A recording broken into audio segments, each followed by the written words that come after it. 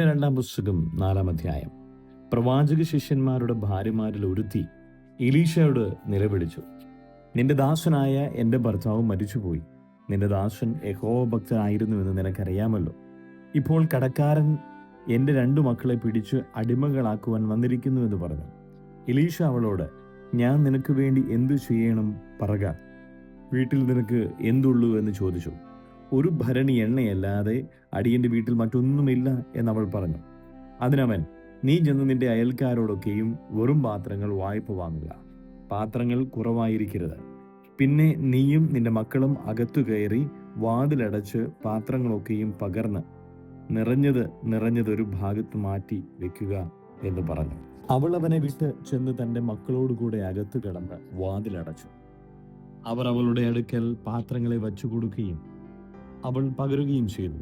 പാത്രങ്ങൾ നിറഞ്ഞ ശേഷം അവൾ തൻ്റെ മകനോട്, ഇനിയും പാത്രം കൊണ്ടുവരിക എന്ന് പറഞ്ഞു. അവൻ അവളോട്, പാത്രമൊന്നുമില്ല എന്ന് പറഞ്ഞു. അപ്പോൾ എണ്ണ നിന്നുപോയി. അവൾ ചെന്നു ദൈവപുരുഷനോട് വസ്തുത അറിയിച്ചു. നീ പോയി എണ്ണ വിറ്റു കടം വീട്ടി ശേഷിപ്പ് കൊണ്ട് നീയും മക്കളും ഉപജീവനം കഴിച്ചുകൊള്ളുക എന്ന് പറഞ്ഞു. ഒരു ദിവസം എലീശ ശൂനേമിലേക്ക് പോയി. അവിടെ ധനികയായൊരു സ്ത്രീ ഉണ്ടായിരുന്നു. അവൾ അവനെ ഭക്ഷണത്തിന് വരണമെന്ന് നിർബന്ധിച്ചു. പിന്നത്തേതിൽ അവൻ ആ വഴി പോകുമ്പോഴൊക്കെയും ഭക്ഷണത്തിന് അവിടെ കയറും. അവൾ തൻ്റെ ഭർത്താവിനോട്, നമ്മുടെ വഴിയായി കൂടെ കൂടെ കടന്നു പോകുന്ന ഈ ആൾ വിശുദ്ധനായൊരു ദൈവപുരുഷൻ എന്ന് ഞാൻ കാണുന്നു. നാം ചുവരോട് കൂടിയ ചെറിയൊരു മാളികമുറി പണിതുണ്ടാക്കുക. അതിൽ അവനൊരു കട്ടിലും ഒരു മേശയും ഒരു നാൽക്കാലിയും ഒരു നിലവിളക്കും വയ്ക്കുക. അവൻ നമ്മുടെ അടുക്കൽ വരുമ്പോൾ അവൻ അവിടെ കയറി പാർക്കാമല്ലോ എന്ന് പറഞ്ഞു. പിന്നെ ഒരു ദിവസം അവൻ അവിടെ വരുവാൻ ഇടയായി. അവൻ ആ മാളികമുറിയിൽ കയറി അവിടെ കിടന്നുറങ്ങി. അവൻ തൻ്റെ ബാല്യക്കാരനായ ഗേഹസിയോട്, ശൂനേംകാരത്തിയെ വിളിച്ച എന്ന് കൽപ്പിച്ചു. അവൻ അവളെ വിളിച്ചു. അവൾ അവനെ മുമ്പിൽ വന്നു നിന്നു. അവൻ അവനോട്, നീ ഇത്ര താല്പര്യത്തോടെയൊക്കെയും ഞങ്ങൾക്ക് വേണ്ടി കരുതിയല്ലോ. നിനക്ക് വേണ്ടി എന്തു ചെയ്യണം?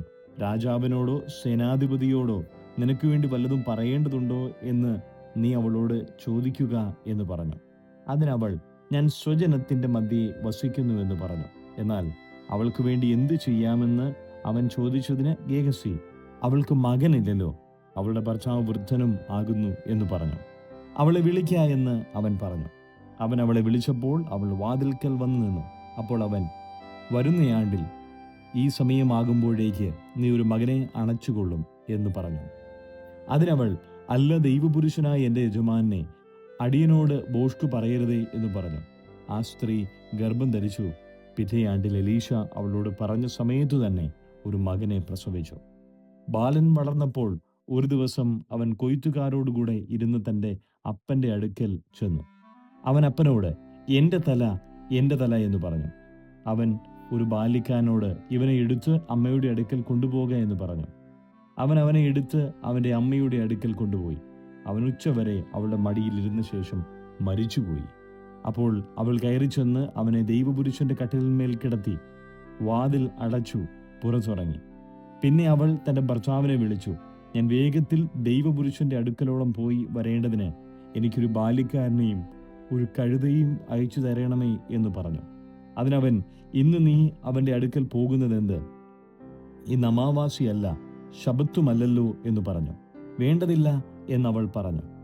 അങ്ങനെ അവൾ കഴുതപ്പുറത്ത് കോപ്പിട്ടു കയറി ബാല്യക്കാരനോട്, നല്ലവണ്ണം തെളിച്ചു വിടുക, ഞാൻ പറഞ്ഞല്ലാതെ വഴിയിൽ എവിടെയും നിർത്തരുത് എന്ന് പറഞ്ഞു. അവൾ ചെന്ന് കർമ്മേൽ പർവ്വതത്തിൽ ദൈവപുരുഷന്റെ അടുക്കലെത്തി. ദൈവപുരുഷൻ അവളെ ദൂരത്ത് കണ്ടപ്പോൾ തന്റെ ബാല്യക്കാരനായ ഗേഹസിയോട്, അതാ ശൂനേംകാരത്തി വരുന്നു, നീ ഓടിച്ചെന്ന് അവളെ എതിരേറ്റ്, സുഖം തന്നെയോ? ഭർത്താവ് സുഖമായിരിക്കുന്നുവോ? ബാലന് സുഖമുണ്ടോ എന്ന് അവളോട് ചോദിക്കുക എന്ന് പറഞ്ഞു. സുഖം തന്നെ എന്നവൾ പറഞ്ഞു. അവൾ പർവ്വതത്തിൽ ദൈവപുരുഷന്റെ അടുക്കിലെത്തിയപ്പോൾ അവന്റെ കാൽ പിടിച്ചു. ഗേഹസി അവളെ മാറ്റുവാൻ അടുത്തു ചെന്നാറെ ദൈവപുരുഷൻ, അവളെ വിടുക, അവൾക്ക് വലിയ മനോവ്യസനമുണ്ട്, യഹോവ അതെന്നെ അറിയിക്കാതെ മറച്ചിരിക്കുന്നു എന്ന് പറഞ്ഞു. ഞാൻ യജമാനനോട് ഒരു മകനെ ചോദിച്ചിരുന്നുവോ? എന്നെ ചതിക്കരുതേ എന്ന് ഞാൻ പറഞ്ഞില്ലയോ എന്നവൾ പറഞ്ഞു. ഉടനെ അവൻ ഗേഹസിയോട്, നീ അര കെട്ടി എൻ്റെ വടിയും കയ്യിൽ എടുത്തുകൊള്ളുക. നീ ആരെയെങ്കിലും കണ്ടാൽ വന്ദനം ചെയ്യരുത്. നിന്നെ വന്ദനം ചെയ്താൽ പ്രതിവന്ദനം പറയുകയും അരുത്. എൻ്റെ വടി ബാലൻ്റെ മുഖത്ത് വയ്ക്കണം എന്ന് പറഞ്ഞു. എന്നാൽ ബാലൻ്റെ അമ്മ, യഹോവയാണേ, നിന്റെ ജീവനാണേ, ഞാൻ നിന്നെ വിടുകയില്ല എന്ന് പറഞ്ഞു. അങ്ങനെ അവൻ എഴുന്നേറ്റ് അവളോട് കൂടെ പോയി. ഗേഹസി അവൾക്ക് മുമ്പായി ചെന്ന് വടി ബാലന്റെ മുഖത്ത് വെച്ചു. എങ്കിലും ഒരനക്കമോ ഉണർച്ചയോ ഉണ്ടായില്ല. അതുകൊണ്ട് അവൻ അവനെ എതിരേൽപ്പാൻ മടങ്ങി വന്നു. ബാലൻ ഉണർന്നില്ല എന്നറിയിച്ചു. എലീശ വീട്ടിൽ വന്നപ്പോൾ തന്റെ കട്ടിലിന്മേൽ ബാലൻ മരിച്ചു കിടക്കുന്നത് കണ്ടു. താനും ബാലനും മാത്രം അകത്തുണ്ടായിരിക്കെ അവൻ വാതിലടച്ചു യഹോവയോട് പ്രാർത്ഥിച്ചു. പിന്നെ അവൻ കയറി ബാലന്റെ മേൽ കിടന്നു. തന്റെ വായ് ബാലന്റെ വായ്മേലും തന്റെ കണ്ണ് അവന്റെ കണ്ണിന്മേലും തന്റെ ഉള്ളം കൈകൾ അവന്റെ ഉള്ളം കൈകളിന്മേലും അവന്റെ മേൽ കവിണ്ണു കിടന്നപ്പോൾ ബാലന്റെ ദേഹത്തിന് ചൂട് പിടിച്ചു. അവൻ ഇറങ്ങി മുറിയിൽ അങ്ങോട്ടും ഇങ്ങോട്ടും ഒന്നും നടന്നിട്ട് പിന്നെയും കയറി അവന്റെ മേൽ കവിണ്ണു കിടന്നു. അപ്പോൾ ബാലൻ 7 പ്രാവശ്യം തുമ്മി കണ്ണു തുറന്നു. അവൻ ഗേഹസിയെ വിളിച്ചു, ശൂന്യങ്കാരത്തെ വിളിക്ക എന്ന് കൽപ്പിച്ചു. അവൻ അവളെ വിളിച്ചു. അവൾ അവന്റെ അടുക്കൽ വന്നപ്പോൾ അവൻ, നിന്റെ മകനെ എടുത്തുകൊണ്ട് പൊയ്ക്കൊള്ളുക എന്ന് പറഞ്ഞു. അവൾ അകത്തു ചെന്ന് അവന്റെ കാൽക്കൽ സാഷ്ടാംഗം വീണ് നമസ്കരിച്ചു. തന്റെ മകനെ എടുത്തുകൊണ്ടുപോയി. അനന്തരം എലീശ ഗിൽഗാലിൽ പോയി. അന്ന് ദേശത്ത് ക്ഷാമമുണ്ടായിരുന്നു. പ്രവാചക ശിഷ്യന്മാർ അവന്റെ മുമ്പിൽ ഇരിക്കുമ്പോൾ അവൻ തന്റെ ബാല്യക്കാരനോട്, നീ വലിയ കലം അടുപ്പത്ത് വെച്ച് പ്രവാചക ശിഷ്യന്മാർക്ക് പായസം ഉണ്ടാക്കുക എന്ന് പറഞ്ഞു. ഒരുത്തൻ ചീര പറിപ്പാൻ വയലിൽ ചെന്ന് ഒരു കാട്ടുവള്ളി കൊണ്ട് മടി നിറയെ പേച്ചൂര പറിച്ചു കൊണ്ടുവന്നു. അവർ അറിയായികയാൽ അരിഞ്ഞു പായസക്കലത്തിലിട്ടു. അവർ അത് ആളുകൾക്ക് വിളമ്പി. അവർ പായസം കുടിക്കുമ്പോൾ നിലവിളിച്ചു, ദൈവപുരുഷനായുള്ളവേ, കലത്തിൽ മരണമെന്ന് പറഞ്ഞു. അവർക്ക് കുടിപ്പാൻ കഴിഞ്ഞില്ല. മാവ് കൊണ്ടുവരിക എന്ന് അവൻ പറഞ്ഞു. അത് കലത്തിലിട്ടു. ആളുകൾക്ക് വിളമ്പിക്കൊടുക്ക എന്ന് പറഞ്ഞു. പിന്നെ ദൂഷ്യമായതൊന്നും കലത്തിൽ ഉണ്ടായിരുന്നില്ല. അനന്തരം ബാൽ ശാലീഷയിൽ നിന്ന് ഒരാൾ ദൈവപുരുഷൻ ആദ്യ ഫലമായിട്ട് 20 യവത്തപ്പവും മലരും പൊക്കണത്തിൽ കൊണ്ടുവന്നു. ജനത്തിന് അത് തിന്മാൻ കൊടുക്ക എന്ന് അവൻ കൽപ്പിച്ചു. അതിന് അവന്റെ ബാല്യക്കാരൻ, ഞാനിത് 100 പേർക്ക് എങ്ങനെ വിളമ്പും എന്ന് പറഞ്ഞു. അവൻ പിന്നെയും, ജനത്തിന് അത് തിന്മാൻ കൊടുക്ക, അവർ തിന്നുകയും ശേഷിപ്പിക്കുകയും ചെയ്യും എന്ന് യഹോവ അരുളി ചെയ്യുന്നു എന്ന് പറഞ്ഞു. അങ്ങനെ അവൻ അവർക്ക് വിളമ്പിക്കൊടുത്തു. യഹോവയുടെ വചനപ്രകാരം അവർ തിന്നുകയും ശേഷിപ്പിക്കുകയും ചെയ്തു. രാജാക്കന്മാരുടെ 2-ാം പുസ്തകം 5-ാം അധ്യായം. അരാം രാജാവിന്റെ സേനാധിപതിയായ നയമാൻ മുഖാന്തരം യഹോവ അരാമിന് ജയം നൽകിയതുകൊണ്ട് അവന്റെ യജമാനൻ അവനെ മഹാനും മാന്യനുമായി എണ്ണി. അവൻ പരാക്രമശാലിയെങ്കിലും കുഷ്ഠരോഗിയായിരുന്നു. അരാമ്യർ കവർച്ചപ്പടയായി വന്നിരുന്നപ്പോൾ ഇസ്രായേൽ ദേശത്തു നിന്ന് ഒരു ചെറിയ പെൺകുട്ടിയെ പിടിച്ചുകൊണ്ടുപോയിരുന്നു. അവൾ നയമാന്റെ ഭാര്യയ്ക്ക് ശുശ്രൂഷ ചെയ്തു വന്നു. അവൾ തന്റെ യജമാനത്തിയോട്, യജമാനൻ ശമരിയിലെ പ്രവാചകന്റെ അടുക്കൽ ഒന്ന് ചെന്നെങ്കിൽ അവൻ അവന് കുഷ്ഠരോഗം മാറ്റിക്കൊടുക്കുമായിരുന്നു എന്ന് പറഞ്ഞു. അവൻ ചെന്നു തന്റെ യജമാനോട്, ഇസ്രായേൽ ദേശക്കാരത്തിയായ പെൺകുട്ടി ഇന്നിന്ന പ്രകാരം സംസാരിച്ചു എന്ന് ബോധിപ്പിച്ചു.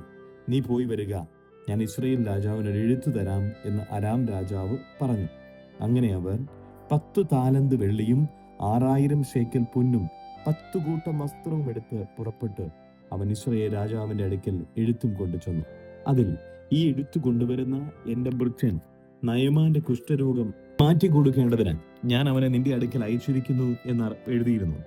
ഇസ്രായേൽ രാജാവ് എഴുത്തു വായിച്ചപ്പോൾ വസ്ത്രം കീറി, അവനിതാ കുഷ്ഠരോഗം മാറ്റിക്കൊടുക്കേണ്ടതിന് ഒരാളെ എന്റെ അടുക്കൽ അയച്ചിരിക്കുന്നു. മരിപ്പിക്കുകയും ജീവിപ്പിക്കുകയും ചെയ്യുവാൻ ഞാൻ ദൈവമോ? നോക്കുവിൻ, അവൻ ഇതിനാൽ എന്നോട് ശണ്ഠയ്ക്ക് കാരണം അന്വേഷിക്കുകയല്ലയോ എന്ന് പറഞ്ഞു. ഇസ്രായേൽ രാജാവ് വസ്ത്രം കീറിക്കളഞ്ഞു എന്ന് ദൈവപുരുഷനായ എലീശ കേട്ടപ്പോൾ രാജാവിന്റെ അടുക്കൽ ആളയച്ചു. നീ വസ്ത്രം കീറിക്കളഞ്ഞത് എന്ത്? അവൻ എന്റെ അടുക്കൽ വരട്ടെ, എന്നാൽ ഇസ്രായേലിൽ ഒരു പ്രവാചകൻ ഉണ്ട് എന്ന് അവൻ അറിയും എന്ന് പറയിച്ചു. അങ്ങനെ നയമാൻ രഥത്തോടും കുതിരകളോടും കൂടെ എലീശയുടെ വീട്ടുവാതിൽക്കൽ വന്നു നിന്നു. എലീശ ആളയച്ചു, നീ ചെന്ന് യോർദാനിൽ 7 പ്രാവശ്യം കുളിക്ക, അപ്പോൾ നിന്റെ ദേഹം മുമ്പലത്തെ പോലെയായി നീ ശുദ്ധനാകും എന്ന് പറയിച്ചു. അപ്പോൾ നയമാൻ ഏറ്റവും ക്രുദ്ധിച്ചു പുറപ്പെട്ടു. അവൻ തന്നെ പുറത്തു വന്ന് അടുത്തു നിന്ന് തന്റെ ദൈവമായ യഹോവയുടെ നാമത്തെ വിളിച്ചു പ്രാർത്ഥിച്ച് തന്റെ കൈ ആ സ്ഥലത്തിന്മേൽ ആട്ടി, ഇങ്ങനെ കുഷ്ഠരോഗിയെ സൗഖ്യമാക്കുമെന്ന് ഞാൻ വിചാരിച്ചു. ദമ്മേശേക്കിലെ നദികളായ അബാനയും പർപ്പരും ഇസ്രായേൽ ദേശത്തിലെ എല്ലാ വെള്ളങ്ങളെക്കാളും നല്ലതല്ലയോ? എനിക്ക് അവയിൽ കുളിച്ച് ശുദ്ധനാകരുതോ എന്ന് പറഞ്ഞ് അവൻ ക്രോധത്തോടെ പോയി. എന്നാൽ അവന്റെ ഭൃത്യന്മാർ അടുത്തു വന്ന് അവനോട്, പിതാവേ, പ്രവാചകൻ വലിയൊരു കാര്യം നിന്നോട് കൽപ്പിച്ചിരുന്നുവെങ്കിൽ നീ ചെയ്യാതിരിക്കുമോ? പിന്നെ അവൻ, കുളിച്ചു ശുദ്ധനാക എന്ന് നിന്നോട് കൽപ്പിച്ചാൽ എത്രയധികം എന്ന് പറഞ്ഞു. അപ്പോൾ അവൻ ചെന്ന് ദൈവപുരുഷന്റെ വചനപ്രകാരം യോർദാനിൽ 7 പ്രാവശ്യം മുങ്ങി. അവന്റെ ദേഹം ചെറിയ ബാലന്റെ ദേഹം പോലെയായി. അവൻ ശുദ്ധനായി തീർന്നു. പിന്നെ അവൻ തന്റെ സകല പരിവാരവുമായി ദൈവപുരുഷന്റെ അടുക്കൽ മടങ്ങിവന്ന് അവന്റെ മുമ്പാകെ നിന്ന്, ഇസ്രായേലിലല്ലാതെ ഭൂമിയിലെങ്ങും ഒരു ദൈവമില്ല എന്ന് ഞാൻ ഇപ്പോൾ അറിയുന്നു. ആകയാൽ അടിയന്റെ കയ്യിൽ നിന്ന് ഒരു പ്രതിഗ്രഹം കൈക്കൊള്ളണമേ എന്ന് പറഞ്ഞു. അതിനവൻ, ഞാൻ സേവിച്ചു നിൽക്കുന്ന യഹോവയാണ്, ഞാൻ ഒന്നും കൈക്കൊള്ളുകയില്ല എന്ന് പറഞ്ഞു. കൈക്കൊള്ളുവാൻ അവനെ നിർബന്ധിച്ചിട്ടും അവൻ വാങ്ങിയില്ല. അപ്പോൾ നയമാൻ, എന്നാൽ 2 കോവർ കഴുത ചുമട് മണ്ണ് അടിയന് തരുവിക്കണമേ.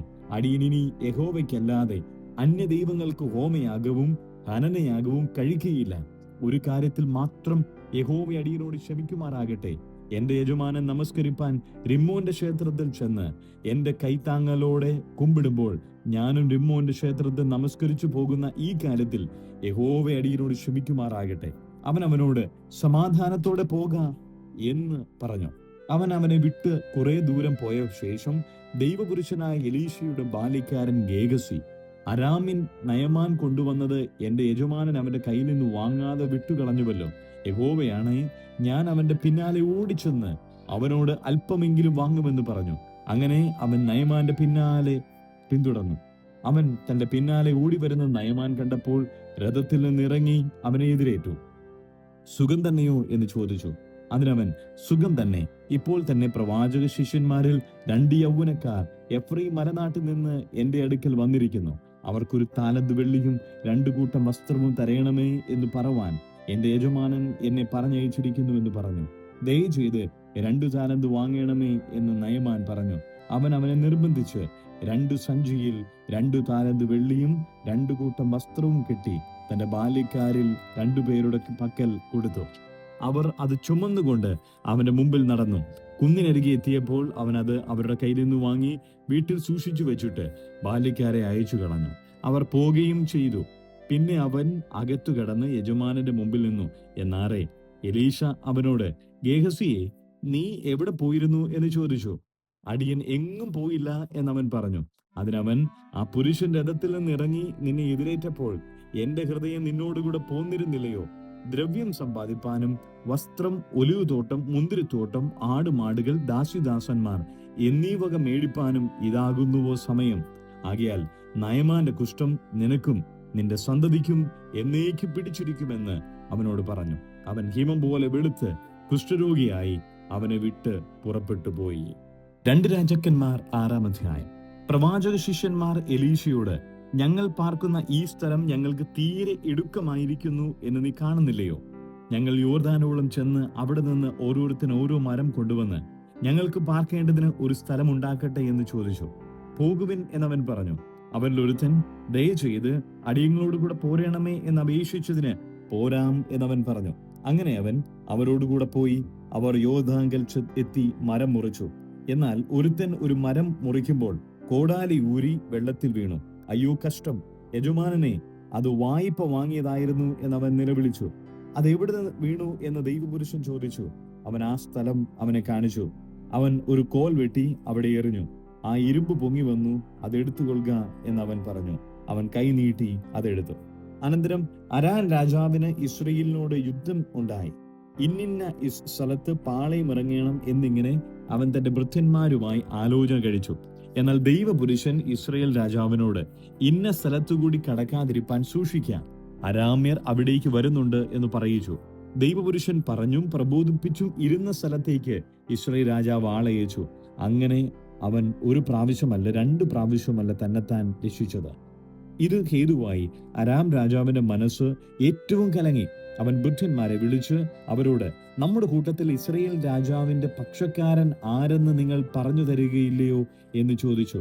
അവന്റെ ഭൃത്യന്മാരിൽ ഒരുത്തൻ, യജമാനായ രാജാവേ, ഒരു കാര്യം അങ്ങനെയല്ല. നീ ശയനഗ്രഹത്തിൽ സംസാരിക്കുന്ന വാക്കുകൾ ഇസ്രായേലിലെ പ്രവാചകനായ എലീശ ഇസ്രായേൽ രാജാവിന് അറിയിക്കുന്നു എന്ന് പറഞ്ഞു. ചെന്ന് അവൻ എവിടെ ഇരിക്കുന്നു എന്ന് നോക്കുവിൻ, ഞാൻ ആളയച്ച് അവനെ പിടിപ്പിക്കും എന്നവൻ കൽപ്പിച്ചു. അവൻ ദോദാനിൽ ഉണ്ടെന്ന് അവൻ അറിവ് കിട്ടി. അവൻ അവിടേക്ക് ശക്തിയുള്ള സൈന്യത്തെ കുതിരകളും രഥങ്ങളുമായി അയച്ചു. അവർ രാത്രിയിൽ ചെന്ന് പട്ടണം വളഞ്ഞു. ദൈവപുരുഷന്റെ ബാല്യക്കാരൻ രാവിലെ എഴുന്നേറ്റ് പുറത്തിറങ്ങിയപ്പോൾ ഒരു സൈന്യം കുതിരകളും രഥങ്ങളുമായി പട്ടണം വളഞ്ഞിരിക്കുന്നത് കണ്ടു. ബാല്യക്കാരൻ അവനോട്, അയ്യോ യജമാനെ, നാം എന്തു ചെയ്യും എന്ന് പറഞ്ഞു. അതിനവൻ, പേടിക്കേണ്ട, നമ്മളോട് കൂടെയുള്ളവർ അവരോട് കൂടെയുള്ളവരെക്കാൾ അധികമെന്ന് പറഞ്ഞു. പിന്നെ എലീശ പ്രാർത്ഥിച്ചു, യഹോവേ, ഇവൻ കാണത്തക്കവണ്ണം ഇവന്റെ കണ്ണ് തുറക്കണമേ എന്ന് പറഞ്ഞു. യഹോവ ബാല്യക്കാരന്റെ കണ്ണ് തുറന്നു. എലീശയുടെ ചുറ്റും അഗ്നിമയമായ കുതിരകളും രഥങ്ങളും കൊണ്ട് മല നിറഞ്ഞിരിക്കുന്നത് അവൻ കണ്ടു. അവർ അവന്റെ അടുക്കൽ വന്നപ്പോൾ എലീശ യഹോവയോട് പ്രാർത്ഥിച്ചു, ഈ ജാതിയെ അന്ധത പിടിപ്പിക്കണമേ എന്ന് പറഞ്ഞു. എലീശയുടെ അപേക്ഷ പ്രകാരം അവൻ അവരെ അന്ധത പിടിപ്പിച്ചു. എലീശ അവരോട്, ഇതല്ല വഴി, പട്ടണവും ഇതല്ല, എന്റെ പിന്നാലെ വരുവിൻ, നിങ്ങൾ അന്വേഷിക്കുന്ന ആളുകളുടെ അടുക്കൽ ഞാൻ നിങ്ങളെ കൊണ്ടുപോകാം എന്ന് പറഞ്ഞു. അവൻ അവരെ ശമരിയിലേക്ക് കൂട്ടിക്കൊണ്ടുപോയി. ശമരിയിലെത്തിയപ്പോൾ എലീശ, യഹോവേ, കാണത്തക്കവണ്ണം ഇവരുടെ കണ്ണ് തുറക്കണമേ എന്ന് പറഞ്ഞു. യഹോവ അവരുടെ കണ്ണ് തുറന്നു. അവർ നോക്കിയപ്പോൾ തങ്ങൾ ശമര്യരുടെ നടുവിൽ നിൽക്കുന്നത് കണ്ടു. ഇസ്രായേൽ രാജാവ് അവരെ കണ്ടിട്ട് എലീശയോട്, എന്റെ പിതാവേ, വെട്ടിക്കളയട്ടെ, ഞാൻ ഇവരെ വെട്ടിക്കളയട്ടെ എന്ന് ചോദിച്ചു. അതിന് അവൻ, വെട്ടിക്കളയരുത്, നിന്റെ വാൾ കൊണ്ടും വില്ലുകൊണ്ടും പിടിച്ചവരെ നീ വെട്ടിക്കളയുമോ? ഇവർ തിന്നുകുടിച്ച് തങ്ങളുടെ യജമാന്റെ അടുക്കൽ പോകേണ്ടതിന് അപ്പവും വെള്ളവും അവർക്ക് കൊടുക്കുക എന്ന് പറഞ്ഞു. അങ്ങനെ അവൻ അവർക്ക് വലിയൊരു വിരുന്നൊരുക്കി. അവർ തിന്നുകുടിച്ച ശേഷം അവൻ അവരെ വിട്ടയച്ചു. അവർ തങ്ങളുടെ യജമാനന്റെ അടുക്കൽ പോയി. അരാമ്യ പടക്കൂട്ടത്തിൽ ഇസ്രായേൽ ദേശത്തേക്ക് പിന്നെ വന്നില്ല. അതിനുശേഷം അരാം രാജാവായ ബെൻഹദദ് തന്റെ സൈന്യത്തെയൊക്കെയും കൂട്ടി പുറപ്പെട്ടു ചെന്ന് ശമര്യരെ വളഞ്ഞു. അവർ ശമര്യയെ വളഞ്ഞിരിക്കുമ്പോൾ അവിടെ മഹാക്ഷാമമുണ്ടായി. ഒരു കഴുതത്തലയ്ക്ക് 80 വെള്ളിക്കാശും 1/4 കബ് പ്രാകാഷ്ഠത്തിന് 5 വെള്ളിക്കാശും വരെ വില കയറി. ഒരിക്കൽ ഇസ്രായേൽ രാജാവ് മതിലിന്മേൽ നടക്കുമ്പോൾ ഒരു സ്ത്രീ അവനോട്, യജമാനനായ രാജാവെ, രക്ഷിക്കണമേ എന്ന് നിലവിളിച്ചു. അതിനവൻ, യഹോവ നിന്നെ രക്ഷിക്കുന്നില്ലെങ്കിൽ ഞാൻ എവിടെ നിന്ന് തന്ന് നിന്നെ രക്ഷിക്കേണ്ടു? കളപ്പുരയിൽ നിന്നോ മുന്തിരിച്ചക്കിൽ നിന്നോ എന്ന് ചോദിച്ചു. രാജാവ് പിന്നെയും അവളോട്, നിന്റെ സങ്കടം എന്ത് എന്ന് ചോദിച്ചതിന് അവൾ, ഈ സ്ത്രീ എന്നോട്, നിന്റെ മകനെ കൊണ്ടുവാ, ഇന്ന് നമുക്ക് അവനെ തിന്നാം, നാളെ എന്റെ മകനെ തിന്നാം എന്ന് പറഞ്ഞു. അങ്ങനെ ഞങ്ങൾ എന്റെ മകനെ പുഴുങ്ങി തിന്നു.